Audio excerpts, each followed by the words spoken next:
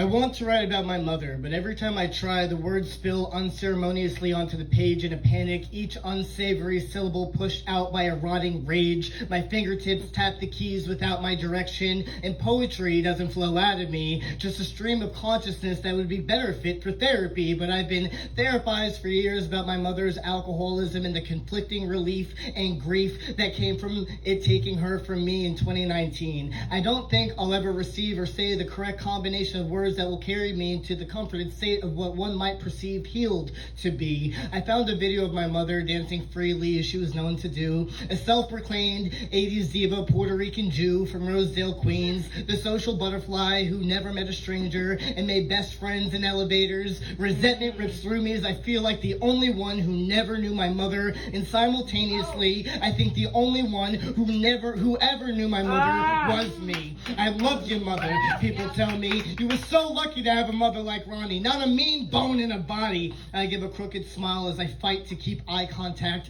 thank them for their kind words as that rotting rage corrodes each vein and artery, pumping the flaming blood inside of me. I was 13 when I moved out of my mother's house, and let me be clear, it's not because she ever hit me or told me I was unworthy. You're head and shoulders above the other kids, she told me daily. Not the best thing to tell an only child Leo. To this day, I'm constantly double-checking my ego, but the sentiment was pure, and I must give her credit. Her words never left room for questioning if I was loved. I would give my right arm for you, she would say, in that very Jewish mother kind of way, but she couldn't put down the bottle of Merlot. Each glass she drank put another mile in between us. Each bottle she bought was another eviction from another apartment or another night with the lights cut out. Each night, every night, her and my stepfather drank was another night of certainty that I would try to sleep through the sound of screams and a fist meeting the side of one of their cheeks. I kept a bat beside my bed and a knife under my pillow when I was 9. Safety was a foreign concept to me, but she told me that she loved me. Alcoholics,